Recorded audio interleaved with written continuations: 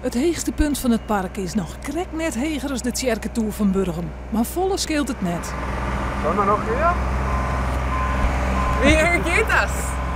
Er hat, glaube ich, 18 Meter. 18 Meter Arbeitshöhe.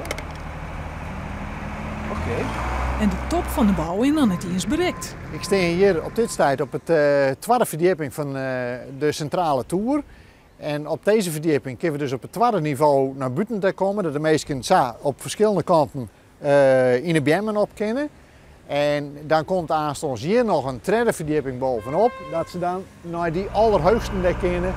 Een groep Duitse bouwers werkt op dit stuit zondagen in de week van maasbetiet en jongenslet aan het klimpark.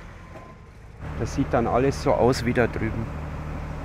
Und Abspannungen und diverses. Also da sind wir noch lange nicht fertig. Sommige mensen die binnen bang dat ik net meer sliep, maar ik sliep nog steeds rustig.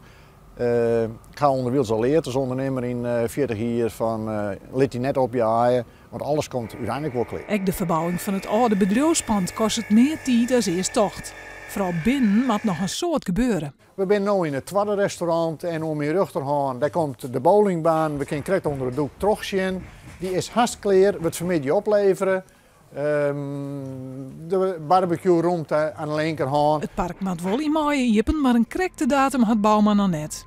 De directeur stapt nou zelfs ook op een heftruck om het werk uit te krijgen.